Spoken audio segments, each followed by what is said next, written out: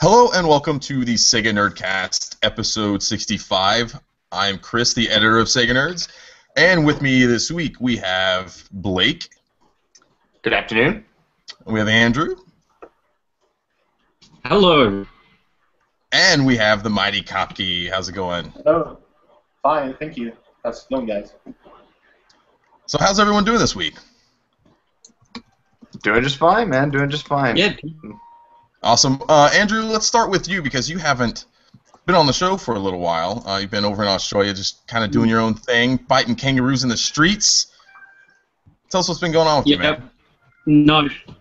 Knife fights with magpies. No, I've been quite sick for a couple of months, so I've been sort of trying to take a break from internet shenanigans as much as I can to sort of recover. But I'm doing well now, so I'll be back on the show on a regular basis, and you'll be seeing more of my articles on Sega Nerds and the like. Yeah, that's pretty much it. I've been going to work and coming home and going to checkups and things, and that's about it. Awesome. Is that a giant rack of wine over there to your right? Yeah, it is. I'm actually at our friend's house because we kind of like, I stay at mine some nights and then I come over and stay at hers, and until the night where I was here, so I'm doing this in her study, which is like full of alcohol. Like I'll see if I can get the bar. That's all of the collection there.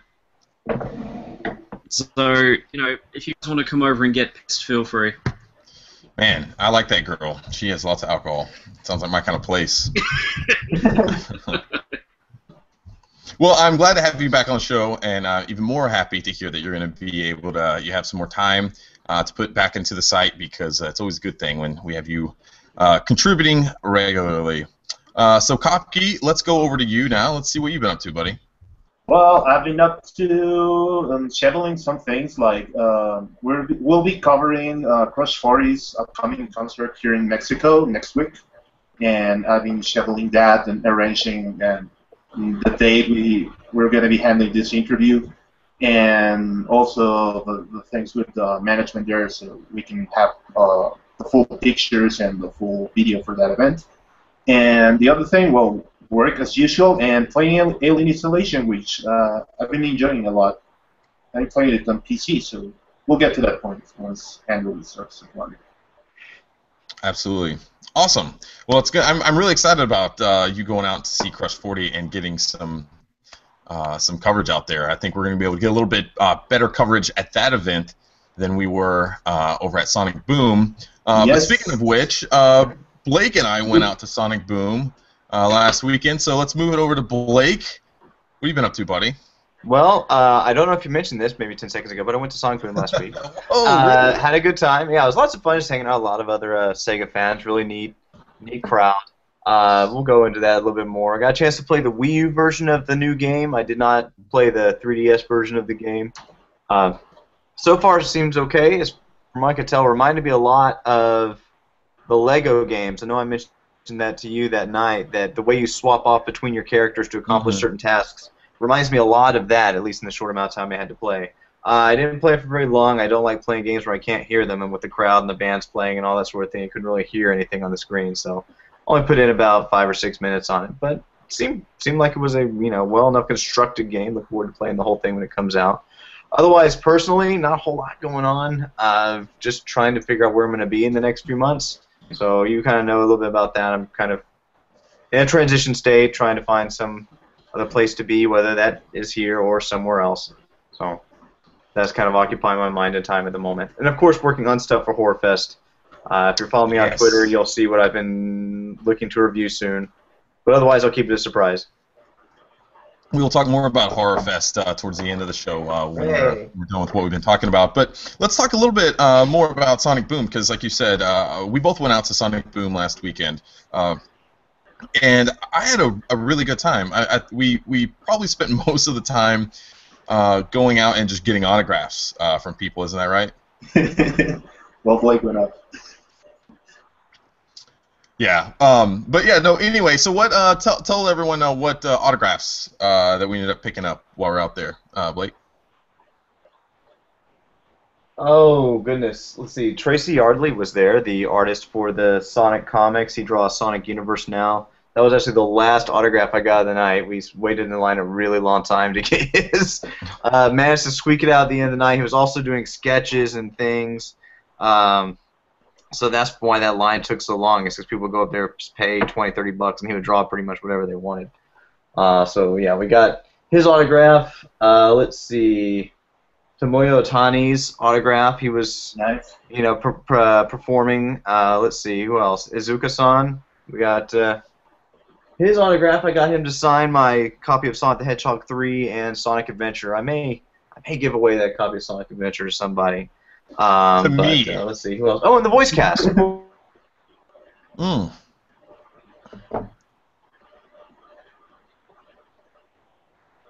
That's right. We were able to get to meet that game, so I had them all autograph my cover of that game as well. That was pretty fun. You didn't mention this, but you stayed in the line for Tracy Yardley twice. You actually were able to. Yeah. And it was funny because I think you were the very last person in line to get your stuff signed by Tracy. Is that right? Probably, yeah. I was being a little indignant about it, so we had stood in line, and that line in particular, people kind of cut in and out because they were buying things and then jumping into the line, because you could buy comics, you could buy pages, and then jump in and have him sign them, and so I had been staying in that line a long time, and people kept jumping in and out of it, and I got right up to him, and it turned 10 o'clock, and the guy goes, sorry, that's it, 10 o'clock, we got to cut off sometime. But we're just kind of sitting around there talking, so I'm like, well, I'm just going to stand here and talk and just see what happens. And then, yeah, I just sort of stand there and not leaving. Someone turned around and said, yeah, sure, you just want signatures, right? I was like, yeah, that's all I want. Just need a signature. I bought this book. I expect a signature on it. Bought it with the express, purpose of getting a signature on it. And so, yeah, that's what I got. Which was awesome. It was awesome that he stuck around and did all that long. So... if he's listening, thank you for staying there so long and signing my comic, Tracy. I'm sure he's listening. I'm sure he is. I know he is. That's why I'm telling him how much I appreciate it, because I'm sure it was an exhausting night for him. Oh, God, I can't even imagine. Now, I mean, we got there maybe about an hour after the show started. I think it started at 5. We got there probably about 6 or so. But it was really great. Because throughout the night, Crush 40 came up and were playing songs just from various Sonic games. But in between that, Stephen Frost, who's the producer of Sonic Boom the game, he hosted a lot of different panels and kind of like a talk show style setting. He had like a little a table there, and he'd bring different people on, whether it was the voice cast, developers, other producers on the video games, things like that, and just talked a lot about it. And he kind of hosted the whole night, really. But one of the things that I really enjoyed, personally, they did a Sega or a Sonic-themed costume contest, like a cosplay contest. And it was really great because there were a ton of people in cosplay. There were some really good ones. They're really funny. But what's neat about it is, I don't know if while you were watching that, if you saw Izuka on stage. I was watching him quite a bit, and he seemed like he was genuinely having a lot of fun there, especially seeing all the different costumes and everyone else. He was smiling, and I could tell he was having a good time, and it was just really great to see that because it seems like he's kind of the only member of Sonic Team, and a lot of the on the Sega side or the Japan side of Sega that comes out and attends these kinds of events. And it was kind of neat because obviously Sonic Team doesn't really have a lot to do with Sonic Boom. I mean, they're not developing it. That's 2 different American development studios. But it's just neat to see that Sonic Team is still involved in the Sonic Boom game, even if it's Izuka coming over and attending this event. It was just neat to see that because I kind of feared that Sonic Team kind of didn't want this game to be associated with their line of Sonic the Hedgehog and wanted it to really be a spin-off on the franchise. And it's just neat to see that he was there, that he had a good time, and that he's involved on this side of Sega over here in America. So it was neat to see that. I really enjoyed it. We had a lot of fun at the event and got some good signatures, so it was really great. But let's see. Let's move on to some news now. Why don't we do that, Blake? Okay, let's scroll down here. All right, well, the big news this week, of course, is that Alien Isolation was released on October 6th. Came out for PS3, Xbox 360, PS4, Xbox One, and PC. I haven't got a chance to play it yet. I've seen some of the review scores, but haven't really gone deeply into the reviews. But Andrew, I believe you've played a lot of it, and you actually put the review together for us. Is that right?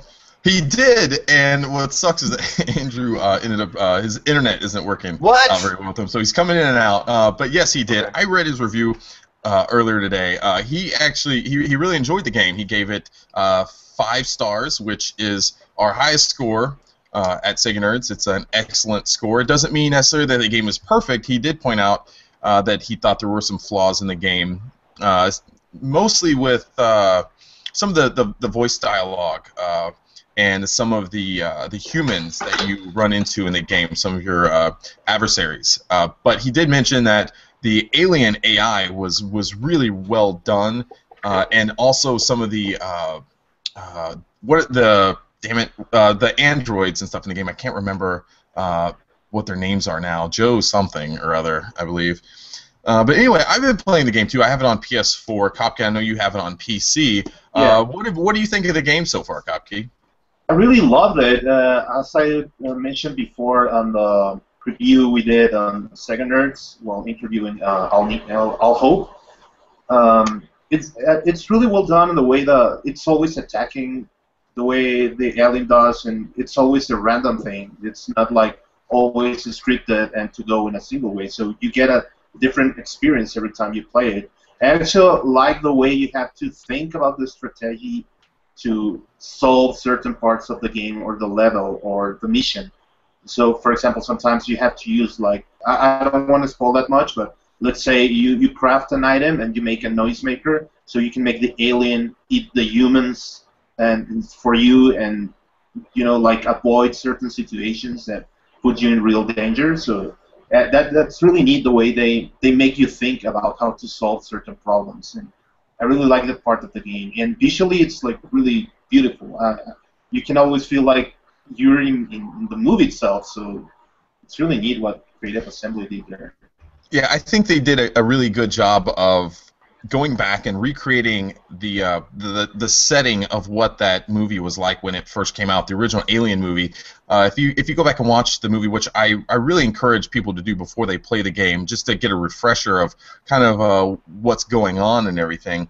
But just looking at all the different computer equipment, the ladders, and just the way everything's built in the ship, it's so much like that in the game. You see that they took so much time in recreating all the little things, and I love this old like monochromatic screens that they had back in the 70s. It looks like everything's like running DOS or something still.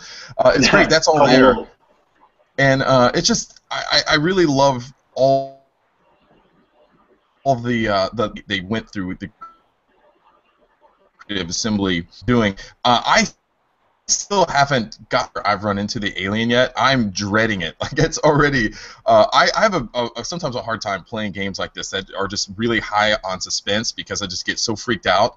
And so I'm really freaking out already, and I haven't gotten that far into the game yet. But I really am digging the game so far, and I think easily this is going to be Sega's best game of this year, even when Sonic Boom comes out. I think it's so highly polished. It's just such a fun game, and I hope and encourage everyone to go out there and pick it up and play it, because I don't think you're going to be disappointed. Yeah, it's pretty good. You got to get it, Blake. Come on, man. I'm not getting it until I have a next-gen system, which is not anytime soon. So you don't want to play on the 360 then? No, not unless the copy lands in my lap. I'm not likely to go out and buy it. Play it on PC. I'm not doing that. Play it on PC. What's that? I have a Mac. I don't play games on PC. The only game I've played on PC in the last 2 years is the Streets of Rage remix. And that was with a keyboard. Too bad. Yeah. You're missing something. I know. Yeah. It's my own fault. It's my own damn fault. I understand. Well, Graham he's been playing on the 360, so it's going to be interesting. He'll be back on the show next week, so it'll be interesting to get his take on the 360 version because we're playing. I think Andrew and I were both playing PS4. Kaku's playing PC, so we're playing kind of the higher end versions of the game. I'm going to be interested in hearing from Graham on how it was able to translate on the 360. Having to I guess downgrade the game to play on that less powerful system. So it'll be interesting to hear. Yeah, I'll call him up and ask him to send me his copy when he's done with it. Anyway, let's go on to Bayonetta 2, I guess. The demo for Bayonetta 2 came out on the Wii U eShop this last week. Should be available in both North America and Europe now. I haven't downloaded it because I pre-ordered that game anyway, and I'm just going to play it when I get it. But I think, Chris, you said you downloaded the demo? Yeah, I downloaded the demo and played it, and it's really short. I mean, if you're worried about it spoiling anything, it's not going to spoil anything. There's very little, if any, real storyline there. You're essentially fighting on top of they look to be like F-22 Raptors, and they're just zooming across throughout a city, and you're just fighting your average. I guess in Bayonetta's terms, you could say average, angel/monsters. But it's really fun. I mean, it takes you right back. If you played the original Bayonetta, you're going to feel right at home here. I played it on the gamepad. I know a lot of people hate the gamepad. I think it's a fine controller. So I was playing it on there. It took me a while to get back into the control scheme and everything. But once I did that, it's so much fun because it's so easy to pull off just these really elegant and amazing combos in that game, and you feel like such a badass in it. You're not, just feeling like you are button mashing, but by button mashing you can pull off some awesome chain combos and everything else. It's a lot of fun. It's so much fun getting the witch time when you dodge a move right at the last second. It's so fulfilling. I love doing that. It's a lot of fun, and there's the end boss of that level is really badass too. It's a lot of fun. So yeah, it's a short demo, but it definitely will kind of whet your appetite. If you're interested in Bayonetta 2, I'd go out and play it. It's not going to spoil anything, but it will get you involved in the game. The only thing that I do want to talk a little bit about Bayonetta really quickly. So everyone knows that when you buy Bayonetta 2, you're going to get the original Bayonetta on the disc, and you also, or if you did buy it digitally, you're going to be able to download it. And it's going to have some upgrades, and it's going to have some of the Nintendo-themed costumes and everything, which is going to be amazing. With all this added content, I really want to go back and play it again, also because I never finished the first one, so I feel like I need to finish that one before we move on to the second one. Now, the things that I think would have been perfect for Nintendo to do is for the people that pre-order the game, they should have released the game like a week or two early before Bayonetta 2 comes out, because that would have given us time to go back and play the original Bayonetta, beat it in time for the sequel. That would have been perfect. If you bought it digitally, you can download it, download the game, a week before it comes out. I think it's October 27th is when Bayonetta 2 drops. Yeah, so maybe on the 20th or something like that, you could go and download the game if you pre-ordered it. Then you give you a whole week to play the game, and then you'd be ready for Bayonetta 2. So it's just kind of a bummer. I thought that it's kind of a missed opportunity there. That's a good idea, but that seems way too forward-thinking for Nintendo. Good idea. Try getting their marketing department to come up with something like that. God damn it. I know. You're right. You're absolutely right. It's too much. They're selling you DLC for Mario Kart months out before you can even use it. Much less than me give you something ahead of time? No. Did you buy that Mario Kart DLC? Hell no. No, not until it's a thing that exists. I'm not just going to throw money at them and say, yeah, sure, in 6 months I'll enjoy playing some extra tracks. No, when it comes out, I'll probably get all of it, but so I think you're not a fan of pre-ordering or buying season passes either for video games. No.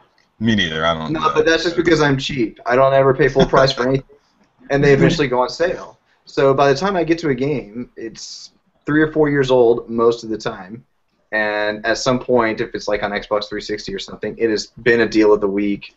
The season pass has been a deal of the week, and so I just get it then. So basically, I can get the whole game for $20 that way. And sit on it, versus paying 75 or 80 and then sitting on it for 3 years before I can get to it. I still have N64 games I haven't played, so I've got plenty to sit on. Yeah, that's true. That's a good point. So, have you finished the first Bayonetta then? Yes, I actually did play that. I posted yesterday or a couple of days ago in the forums about the first Bayonetta, because actually that game may be the reason why I got an Xbox 360 versus a PS3. My wife actually got me my 360 while I was gone, and I came back for R&R, and she gave me the 360. And one of the reasons why I decided I'd rather have that was because my brother came over during Christmas or some sort of family thing, and he brought his 360 with him and brought Bayonetta, and I thought, oh my god, this game is too amazing. There's too much fun Sega fan service in it with Space Harrier themes and, you know, riding on the back of jets and all that kind of awesome stuff that's in there. Outrun music playing in the background. I just loved it to death. But then when I looked into it, the PlayStation 3 version of the game didn't work well when they translated it over. I think they patched it and it worked out okay eventually. Mm-hmm. But it's like, nope, the Xbox 360 one is the way to go, at least back then, for playing that game. It's like, well, I want that game, so I guess that's the system I want, is the 360. So when you get the game, I was going to ask, so when you get Bayonetta 2, are you going to go right into Bayonetta 2, or are you going to go and try out the original Bayonetta first? I might dick around a little bit with Bayonetta 1 a little bit. Yeah, I guess it's not a real nice word to say, but I might play around with it a little bit. I'm not too keen on playing as the extra Nintendo characters that much. I think they look kind of dopey. Maybe Samus. I'll see, just to see what her special attacks are as Samus. That might be kind of fun. But I don't really have any interest in playing as her dressed as Princess Peach at all. You know, anything like that's not going to get me to play it. But we'll probably just jump straight. You know, that's going to get your Nintendo boner raging hard. Yeah, sure. From what I heard is that Platinum Games tweaked a little bit the first Bayonetta. They made some improvements on the combat system and textures and the levels. Yeah, there's going to be some improvements. So it's going to be it's going to be interesting to see what improvements visually and from a gameplay perspective, in addition to the Nintendo added content and everything. So I'm really looking forward to it. We're a few weeks away. We still are knees deep or in Alien Isolation and playing that right now, but we are still very excited for Bayonetta 2 when it comes out. So, yep. Oh, sure. Yeah. Cool. Well, I said I pre-ordered it, which is not a typical thing. So that should tell you something. Yeah, that'll tell you something. Anyway, moving on. Sonic Boom news. Sonic Boom, the cartoon show, will air starting on November 8th on Cartoon Network. So look for that, November 8th. I think they announced that at Sonic Boom, or if they didn't do it at that, it was around that same time. So yeah, they did. Yeah, that's cool. It seems a little bit still kind of far away, if you ask me, but I honestly feel like the show does look genuinely funny. There are some moments that do seem, entertaining even for an adult to watch. I am going to try to get my kids hooked on it if I can. If that doesn't work out, it won't work out. But what do you guys think of the show? Have you had much chance to see many clips of it? Well, I was at the show with you. I was trying to just share my screen. I think it just screwed up my Yeah, I'm just looking camera. at Amy's mode right now. Oh yeah, there you go. But yeah, so Kopke, what do you think so far? I think that it's a nice try from Sega. They're doing the same thing in America, and they're doing the same thing in Japan, like making a special. It's what the industry calls triple bundle, like releasing a cartoon, figures, and video game at the same time, so they can sell a lot more of the same franchise. Like Sega of Japan is doing it with the Sega Heart Girls, and Sega of America is doing it with Sonic Boom. So there you go. They're trying to exploit a little bit more what they're about and to make people learn more about the franchise or to renew some of the old ones. And I think it's a pretty, a smart move. It's a really smart move from the company to start doing this. Like rescuing Sonic, bringing it back, and getting more kids into this, which is a nice call. And, they know they haven't been doing well in this continent, so they are doing their best to try to get new audiences and start, making their name shine again. Like, for example, Alien Isolation is like the proof of that. We've seen that the game's been really getting nice scores on all the reviews, and Sonic Boom is trying to that. And I think it's targeting well to its sector, and the cartoon is, the animation looks pretty neat. I don't know really much about the humor, but it's doing its own shot about it, so I think it will do well. Yeah, they showed a few clips of it at the Sonic Boom show, and there were some pretty fun jokes that actually landed pretty well. So yeah, I'm definitely going to give it a shot. Seems entertaining. Yeah, and I was going to say it's interesting to see this strategy that Sega's doing, because they did the same thing with Hero Bank in Japan when they released that game. They also released an anime along with it. Now here comes Sonic Boom, and they're going to be releasing the Sonic Boom cartoon as well, along with a full range of toys and other merchandise. But it's neat because the game, or the cartoon comes out, I think, on November 8th. You said. And the games start rolling out the following week, so it's going to be a nice lead-in, from the cartoon into the games. It's going to get kids, watching the cartoon and then wanting to get the game. I'm sure there's going to be quite a few commercials and things like that, and alongside that cartoon to promote the video game as well. But I'm excited to be able to watch that with my kids. It's going to give us something to do, set it on the DVR whenever it comes on, and we can all sit down and watch it together, and then go and play the video game together when that comes out. So I'm looking forward to it. Like you said, guys, that the animation looks like it's pretty solid. Some of the writing and some of the jokes are good as well. We heard the team there, the voice acting team of all the characters, did a read through of some of the script during the Sonic Boom event in New York City last weekend, and it was pretty funny. Like, it seems like the crew has a good chemistry together. I know they've all worked together for a while now, or at least most of them have, and so I think they have that good chemistry. And I think they're going to come together and do pretty well with that. I really hope that this is going to catch on for Sega. They definitely need a Sonic title to do well for them. And I hope this is going to be it. So we'll see what happens. I think it will do well. You know what's good about this triple bundle thing Sega's doing? That they're not relying just on the game copy sales. They're relying in merchandising and the cartoon too. So they're getting money from it. So if the game doesn't sell that well, they still have something to rely on to get those franchises successful. So it's a really smart move what they're doing right now. Yep. Awesome. All right, let's keep moving on.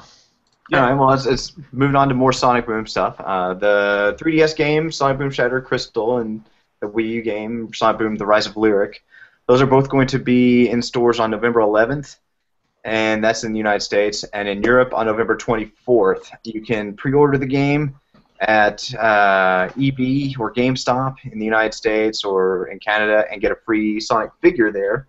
So that's cool. The last time I went to GameStop and asked about it, the guy didn't act like he knew what I was talking about. But that was about a month ago, so maybe they've caught up since then. And you can take a look at that.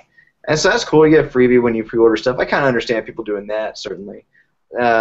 Actually, we mentioned earlier that I played the Wii U version of the game at Sonic Boom, the event. But, Chris, you got a chance to play Shattered Crystal on the 3DS for a couple minutes, right? Yeah, I was able to play it for a little bit, and it really felt like a Sonic game. I didn't think that the lasso and some of the new additions took away from the feeling of it being a Sonic game. And one of the neat things about it is so the D-pad is really mapped to like a quick select of the different characters that you can play as in throughout the level. And so, for instance, you're going and say you run up to an obstacle, and say you have Sonic selected as your character. Well, Sonic might not be able to get past that obstacle, and you have to say select Knuckles, something like that. So you're constantly going back and finding the right character for whatever problem or obstacle that's presented to you in your path. And it's really quick, it's intuitive, it doesn't take long to do. You're not going through menus or anything like that. It's just a quick touch of the D-pad. And you're seeing, if you're watching the video podcast, you're seeing some gameplay footage that Sega revealed. It was a brand new trailer during Sonic Boom, and what's neat about it is they showed off. Let's see, we'll start here back at the beginning, but they showed off that Metal Sonic and Shadow the Hedgehog is going to be, or they're going to be in the game at some way. They didn't really announce like what they're going to be or why they're necessarily in it, and it's neat because I thought that this game was going to focus on these core characters, not so much some of the other characters in the Sonic universe. And so it's going to be interesting to see like how they bring these two characters in the game, because I didn't think they were really going to have much involvement with it up to this point. So it's going to be neat. I don't know what you guys think about Metal Sonic and Shadow being in the game. Well, they released concept art of both those characters. I want to say it was in August, so it's not really a surprise that they're in it. This video they released recently may have been the first gameplay footage of them being in it, or at least in the cinematics. I'm a really big fan of Metal Sonic. I really like his design. Shadow, not quite so much. I know there's a lot of Shadow fans out there. He's fine, but I'm not sure what I expect from them. I mean, clearly they don't seem to be playable characters. I imagine they'll probably show up and you'll fight them as a boss, especially Metal Sonic. That'd be great to have like another race with him, or considering that he doesn't have a whole lot of personality, he can just sort of show up and be an obstacle to get past. Shadow, I expect, is going to play out a lot of the way that Knuckles did in the original Sonic 3, where is he a good guy, is he a bad guy, is he with you, is he not, has he betrayed, has he not? So I have to imagine they're going to be, you know, plucking those same chords. Maybe they won't, maybe they'll surprise me, but we'll see. I'm fine with them being in the game. We already have the 4 main characters to play as. I really don't think they're going to be playable unless there's some sort of multiplayer element where you would play, you know, challenges or something like that. You could play as them in those. But the main core game, I don't expect. I think it's nice to have that kind of fan service in the game. Sorry. No, go for it. No, I think that it was pretty fine for people to get that kind of fan service in the game. Like, certain characters they ask for, and they're really expecting them to be in the game, so I think it's nice. Playing the 3DS version, I didn't think visually that it looked that great, and you can see in the video it didn't blow me away visually, even as a 3DS game. But the gameplay seemed solid, seemed fun. I don't think it's going to be overly complicated for the younger gamers to play. It's going to take a little bit of getting used to some of the characters and some of their mechanics and everything. But once they get a hang of it, I think it's going to be fine.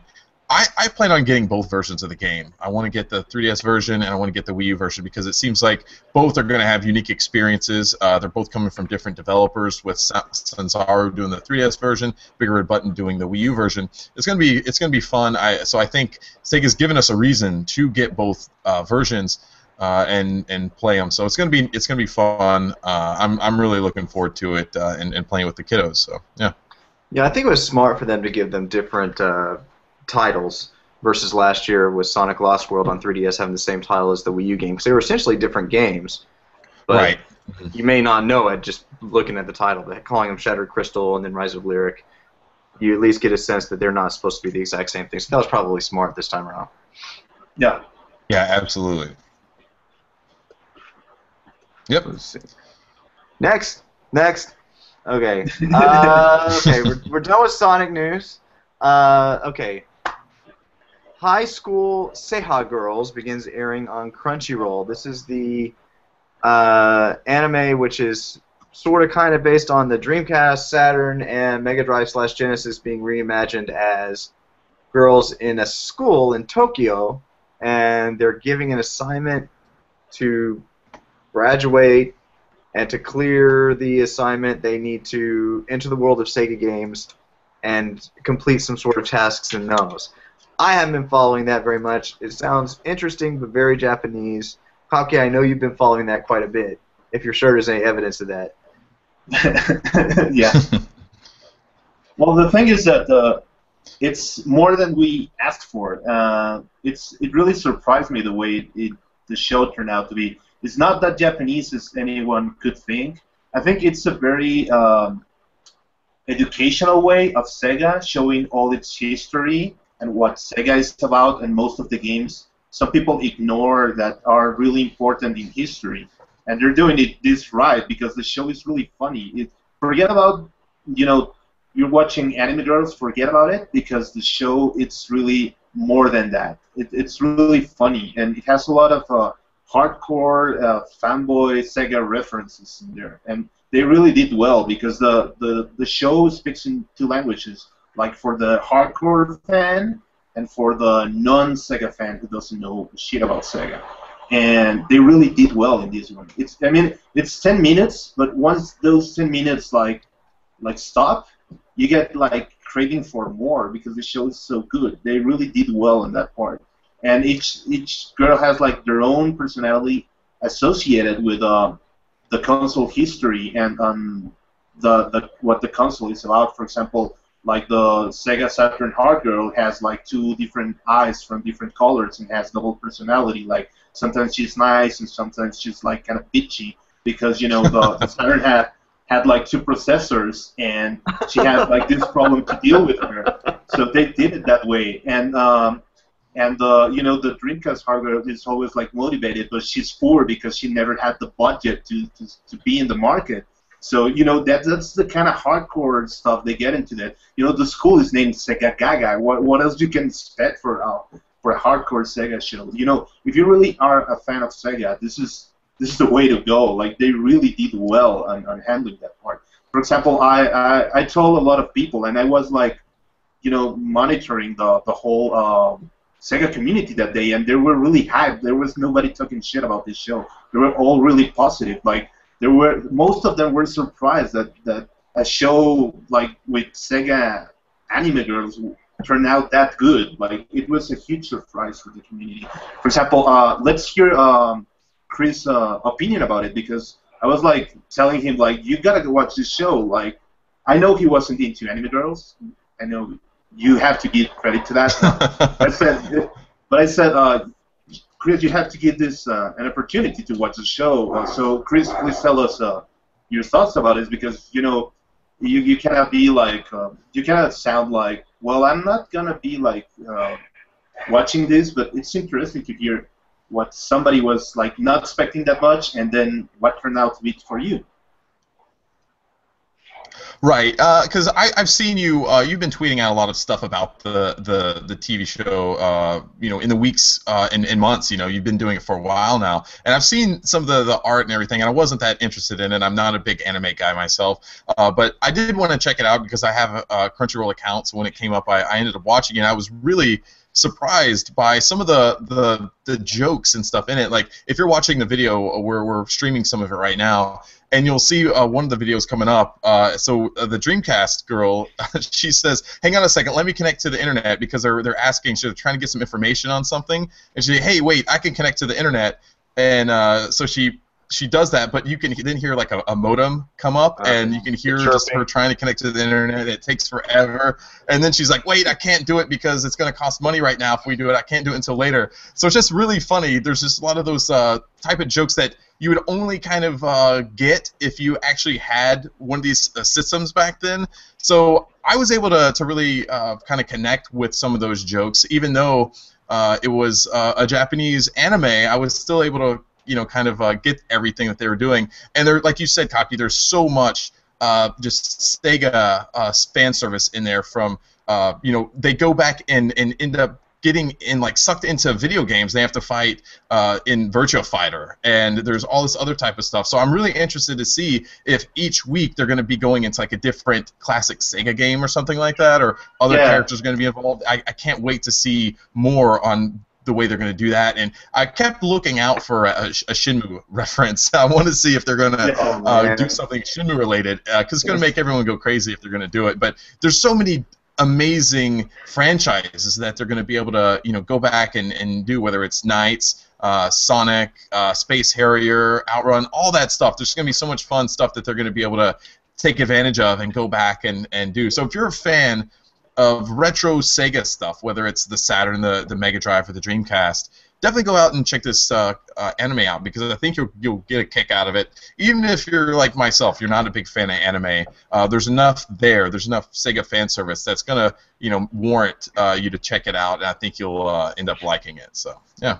Yeah, more than Sega Gaga and All Stars Racing combined, Yeah, absolutely. So let me quit sharing that. So What? yeah, so Blake, go out and watch it, man. Gotta go watch that. Yeah, it's worth a try. It's worth a try. I mean, I can tell you a few games that are going to be featured on the show. It's Jet Set Radio, Altered Beast, Fantasy Zone, Border Break, and there was another one they said, Space Channel 5. I know for sure they're going to be covering at least these 6 games. I cannot wait for the Altered Beast. That is going to be amazing. It's going to be... They already transformed those girls into beasts for that episode. Oh, God, it's going to be so awesome. Altered Beast is one of my favorite old-school Sega games. I love everything from the art style, everything about the franchise. I absolutely love it. Anytime I can get more Altered Beast, I'm there. Yeah. So, yeah, that's going to be great. So, anyway, did you enjoy sorry, one last question. Did you enjoy the Golden Axe and Outrun jokes on that show? Yes, I did. Yeah, that was, like I said, there's just so much. It's hard to remember all the different references and jokes and everything because there was so much Sega references there. I mean, that's the whole thing. It's built upon Sega, so there's just so much there. It's hard to remember everything that was in it, but I smiled to myself. Like I found myself just kind of laughing and smiling about all the different things. My kids watched it with me, and they really liked it too. They thought it was cute. So especially my daughter, she dug it. It was so well written. I mean, a really big applause to Sega of Japan for doing that. Yeah. So let's move on to what we've been playing. We haven't been able to do this for the last couple Nerdcasts, so let's get on what we've been playing. You know what? I'll tell you right now, the only thing I've really been playing is Alien Isolation. And I've talked about that already, so I don't think I really have much more to add. I've been downloading some more games on my Ouya. Oh yeah, I started playing Pure Solar on my Ouya. That came out a couple weeks ago. We're still waiting on some of the other versions to come out. But have you guys had a chance to play that at all yet? Nope. No? Well, No. One of the things not a big fan of with the game. So one of the main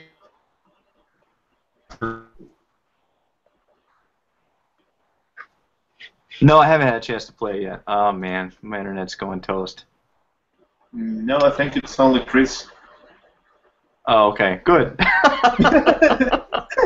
But yeah, okay, I'll keep talking. Maybe people can still hear. Yeah. But no, I haven't played it. I'm probably gonna get on Wii U at some point, maybe. To find where you're supposed to go. What's that? Huh? What? Nothing. No, I'm sorry. No, you were chipping, man. We lost you for a minute. Oh, okay. Whoops, yeah. My internet connection can be spotty sometimes. But anyway, so the walking path where you can actually go in the game, it's really hard to spot that, especially in the forest. I found myself just walking around almost aimlessly, like just looking for somewhere where I can go. It was really frustrating. I've yet to end up finding where I'm supposed to go. I remember back when I played the demo, I was able to get through that area, but it seems like I don't know what it is. I'm really having a hard time with it right now, and I don't know. I do have to say the animation, the graphics and everything in the game looks really good, especially switching it over from, you can look at what the original game looked like in the kind of like the 16-bit style versus the new upgraded graphics, and it's a huge difference, and I think the game looks good. You can also switch between 2 different music styles as well, and the upgraded music sounds so much better as well. It's just such a really good game, and I'm so happy that this game has finally been able to be released, and I do plan on playing through it some more once I can get through Alien Isolation and get some time with that, because usually I'll wake up at probably about 5:30 in the morning or so, come downstairs, and get about 45 minutes to an hour playing a video game before the kids wake up and get ready for school and everything. So that's kind of what I've been doing there. So yeah, Pure Solar and Alien Isolation is what I've been playing. Well, I guess it's the last time I've been on one of the podcasts. I've played several things, but I played Castle of Illusion on Genesis today, actually, with my kids. So, and with my kids, I mean they sort of sat there and watched me play and giggled at it. Got Smash Brothers on 3DS last week. Played some of that on the bus up to New York. I've been playing that off and on throughout the week. I'm enjoying it. It's it's good. It feels like a good Smash Brothers game on the go, so no worries there. I'm a little disappointed in a couple of the modes. I wish there was a little bit more engaging of a single player, like the Wii version, for all its faults. I really actually enjoyed the Subspace Emissary single player in that game, and I kind of wish there was something a little bit more along those lines in this. Not only that, I also am not thrilled that so many of the backgrounds are recycled from older backgrounds, older areas, but those are kind of minor complaints. It's still a very strong game, and just having that on a portable for the first time is fun. Playing as Pac-Man is fun. Let's see. Playing Crazy Taxi City Rush on iOS, trying to unlock the Hulk Hogan stuff and the Hulkamania this last week. I don't know why I don't care about Hulk Hogan, but as soon as they said there's a limited time to unlock this stuff, I'm like, well, I'm getting it. So, anytime it's so funny. It's like anytime you feel like you only have a limited time to get anything, you feel this like natural urge, like, okay, I got to do it. Must collect. Missing out. Yeah. So I've been playing that, when I have these small breaks in between other activities. I've gotten several free games from something called the Games Matter campaign. If you search for it on Twitter, #GamesMatter, all one word. Every weekend it seems like they're giving away free indie games to sort of promote indie publishers, indie developers. So I've got several games on Xbox Live, indie games. I got a Wii U game last week called Spiky Walls, and there's smaller independent games. Spiky Walls is essentially a Flappy Bird ripoff for your Wii U. It typically costs $1, but you use buttons. You don't just tap the screen. And the physics seems to be a little bit more forgiving than on Flappy Bird. It does work better. So, I think at this point, if you know what you think about that game, Flappy Bird, then you know whether or not this is a game for you. It's not going to convert you otherwise. But if you played it and you love it and you're like, you know what, I really wish I could play this with a button and have it be a little bit more responsive, then you know what, give it a shot. It's $1. Let's see. Other than that, I've also been playing a game on 360, an RPG called Eternal Sonata. It's about Chopin going through his death throes and having these like fever dreams. Pretty interesting story behind that one. I don't know exactly how far I am in it. I don't know why I pick up RPGs. I never finish them. But I feel like I'm probably about a third of the way through it. And I'm enjoying it. It's just hard for me to come up with time to finish those sorts of games these days. I totally forgot that I've also been playing Smash Brothers. You've been losing at Smash Brothers. Shut up! I kicked your ass. No, this is the first time I've ever played Smash Brothers, so I've come in completely new to the series. I really wanted to play as Sonic the Hedgehog. I was really excited that he's in the cast and everything. I have to say, after playing him quite a bit and using all the other characters, he's so weak. You can't. I mean, he's fast, but it's so hard for me to knock anyone out with him because he's not a strong character. So it's kind of a bummer. Well, you can go in and rebalance the characters based on the stuff that you pick up. Have you done any of that yet? Where you unlock different costume attributes, gloves and boots and things like that. You can slow him down or boost him up power-wise and that sort of thing, kind of tweak his stats some. So that might help you out a little bit. I've done a little bit of that, playing around with the Mii characters, trying to balance the Mii character up a little bit. Because I don't like the way Samus plays. I thought she's been powered down every single time they make a new one. They power her down even more. So trying to tweak her to be maybe a little bit slower, but still a little bit stronger. Try to find a gameplay style I really like with her, because I really like playing as Samus since there's no other way to get Metroid fixes these days. Right. Yeah, my kids ended up taking the game from me, and they've been playing it the past 4 or 5 days, and they're addicted to it. So it's so fun. They're better than you are already. Probably. All right, Kopke, what about you? What have you been playing? Alien Isolation, and I'm really enjoying the game. As you can see, we already talked about it. I've also been playing Fantasy Zone, I'm liking the game, and I pre-ordered Fighting Climax, so we will probably make a kind of feature in November. So I'm pretty excited for the game. It's actually the Sega game that I'm more excited about this year, and I can't wait to play that one. It's a fighting game based on the arcade one. It's only Japan. But good thing it's that it's not region locked, so my brother came in and brought a PS3, so I'm gonna be able to play it, and can't wait for that. Oh, it's PS3 only, right? Yeah, it's PS3 and Vita. Oh, okay. Maybe I'll be able to. I need to set up a Japanese Vita account so I can play it on there. That would be fun. You don't need a Japanese account for that, so you just buy the game and put it on your console, and it runs really well. Really? Okay. I'll have to do some more checking in on that. So, Yep. Anyway, I think that's actually going to do it for the show today. We've got this mission where we're going to try to get the show down to an hour-long show, and I think we've been able to do that today. We're close to the hour mark, so we're trying to get there. I think 1 hour is a good magic number for a podcast. Yeah. But we've got a lot of good content coming up this week. We just published our Alien Isolation review, which we talked about earlier today. So if you haven't checked that out yet, go and read that. Andrew did a really good job with the review. I'm really happy with it, and I think the game's great. But starting on Monday is the Sega Nerds Horror Fest. This is the second year that we've done it. If you remember last year, what we did video reviews based on each system. So we started with the Master System and showcased some of the scary and horror games on those platforms, and we moved up through all the different ones. This year we're kind of going back, and we're just going to be doing print reviews on some of our favorite horror games. So we're doing a full range. You're going to see games from the Master System to the Dreamcast to the Xbox 360.